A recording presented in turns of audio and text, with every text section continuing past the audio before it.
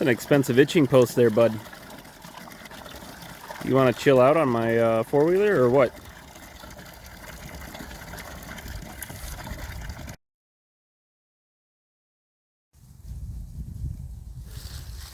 I wanted to discuss and just take a look at a piece of silvopasture that I've developed. The sheep just love it. Look at, they're eating all their little brushy shrub stuff that's coming up. But this little area right here, let me zoom back out. This little area right here where the sheep are was heavily wooded, kind of like what you see over here. And I spent a couple of days just thinning it out. And I probably need to thin it out some more. But it's been fascinating to watch over the last, say year and a half. Because I did it the winter before last. But it's been fascinating to watch what's come up. I mean, look at the tremendous amount of clover and grass that's just manifested itself. And because we have, primarily we have sheep right now, it's been very interesting that it's been nice because I don't view these as a undesirable plant. These little saplings and bushes and shrubby things that are coming up. And in fact, a lot of this has been little trees that I cut down and then they're coppicing, like right here. But the sheep prioritize them. It's a food source. So, and then I also don't have to decide whether to make the compromise with stump killer or something like that. Which, if you really want a clean pasture, that's probably a necessary item to work with. But anyhow, this type of silvopasture is what I plan to do with all the little bands of woods I have. I have about 3 bands of woods, separate bands of woods on my farm. And I plan to kind of do this with all of them because we still get shade. We still have a shade option. We still have trees, but we just have a really lovely different setting for our animals to gain upon. But the sheep are coming off of probably my poorest pasture. Maybe you can see it up there, right here. So I've just been spending some time looking at their condition. I've been eyeballing some animals to cull, and one of them's right here.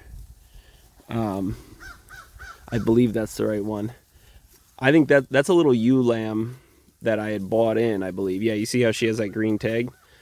And she's just not doing anything. That lamb was born in May, same as the rest of mine. And just not quite right. So I don't believe we're going to keep her and breed her because I want to keep the quality of my flock where it's at. And just to give you an example, that one and that one are the same age. I mean, look at that. It's just, and granted that one's a male, but he hasn't had his nuts for since he was 2 months old. So it's not like he's got the testosterone advantage. And so it's just, I'm luckily at a place where I get to be really choosy about what I keep, because I'm capping my flock at about 100 ewes, and we're just right there. And also I've had some people approach me about buying ewes next year, and I'm going to start doing that.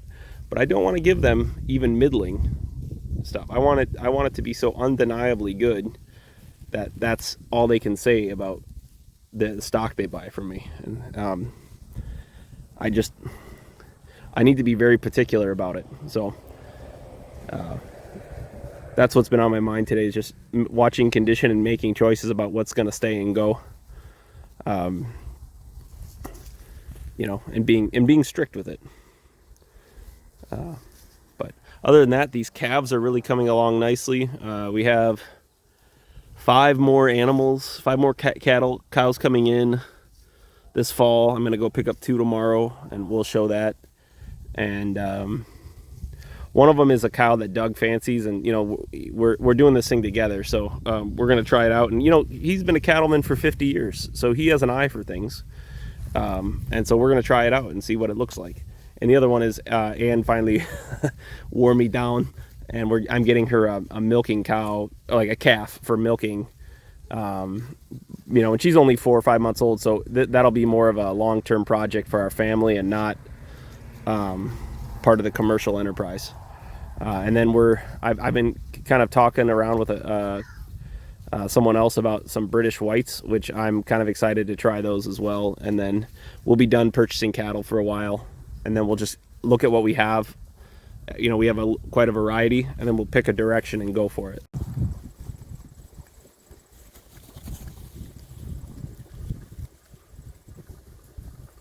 You guys are goofballs.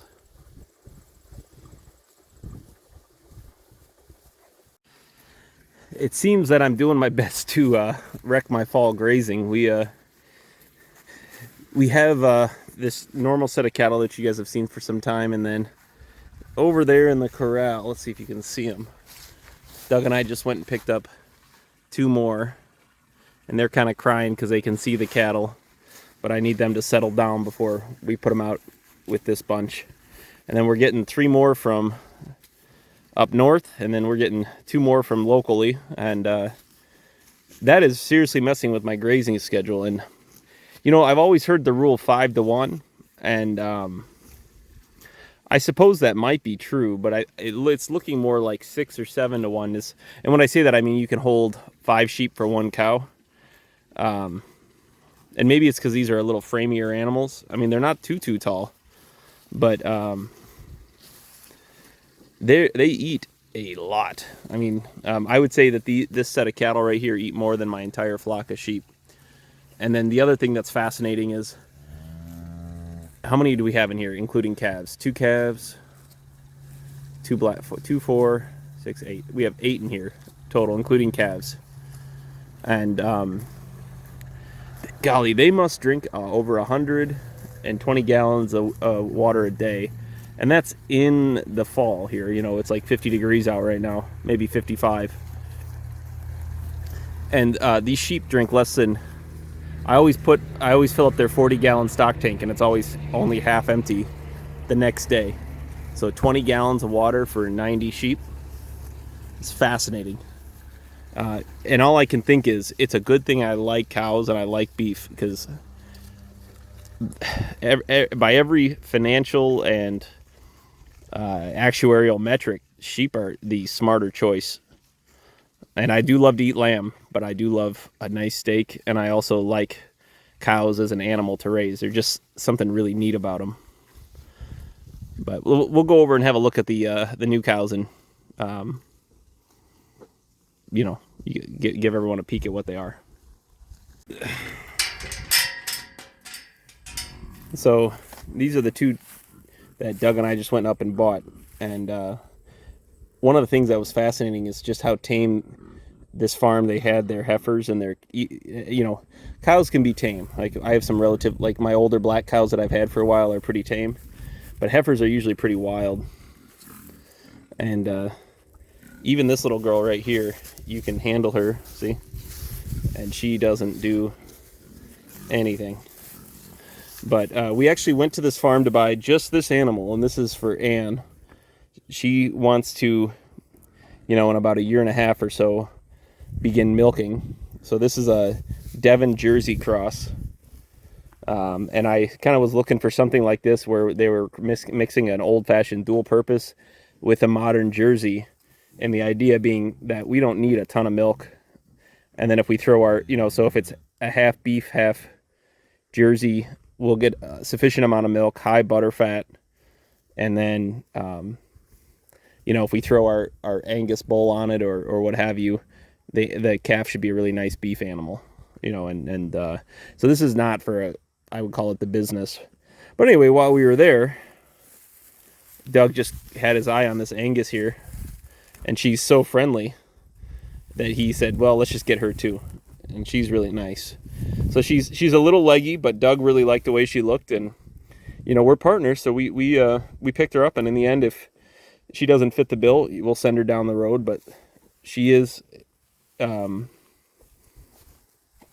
very tame, as you can see. Well, tame to me anyway. She's not being very nice to this little red calf. Anyway, we went and got him, and you can see she looks nice, little leggy, but it'll be interesting to see if this experiment works out for Anne. I wanted something really tame because Anne is all of 5'2", and she's not always hyper assertive with animals. So I wanted something very gentle for her. So we're going to really be halter training this one, and getting it used to walking up to the house for a treat, so Anne can milk out, in a lean-to outside the house, just for our family's consumption. But we got some really nice alfalfa grass mix hay here that Doug made, and I think it's a little nicer than that you're used to because they're eating it like if I put out candy bars for my kids. But one thing I do know that we are going to have to adjust is our plan for our bull. I've been talking to George up north about some of those British whites that he runs, and they're heifers. And then we have this girl, she was in heat not 2 days ago, and she's just too small for that bull to get on, and I really don't want to do fall calving. So I think we're going to have a change of plans, and we're going to probably put it together so that the bull is going to live in the corral for the winter, and we're going to have to just keep an eye on how that works. But I want to get everybody on the same breeding cycle, and I also don't want to worry about her going back into heat even though she's so little, and him damaging her. Well, there's plenty to eat in this particular field.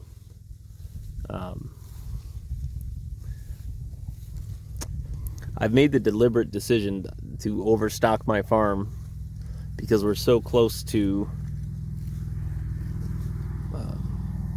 moving into the hay portion of the year. And so it to me, there is a difference, but there's small difference right once we get to the haying time, whether my farm is overstocked or not.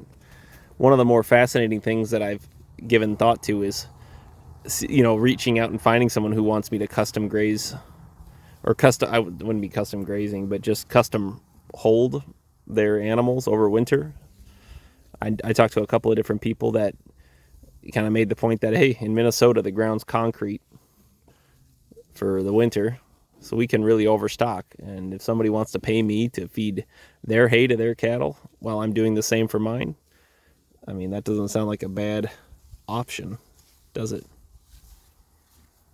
But in the meantime, I'm kind of reevaluating my available stockpile, and I've decided I'm going to be a little conservative and say we will reach Thanksgiving and not much further, simply because of all these additional animals that I keep piling into our farm.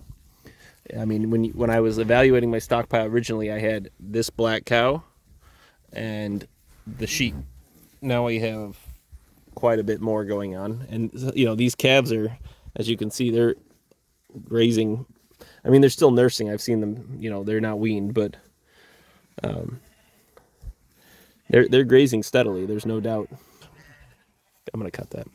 As I'm out doing chores every day, my mind keeps returning to the issue of my stocking density and some of the choices we made about when to purchase animals, and we have the hay for it, but I'm gonna graze as long as I can, and it's just not gonna carry me quite as far as I had originally planned for. But I guess that's why they call it dynamic decision making, because conditions, variables change.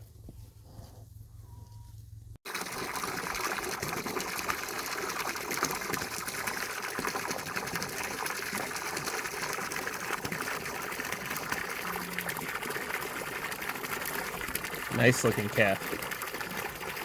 She was born in May this year.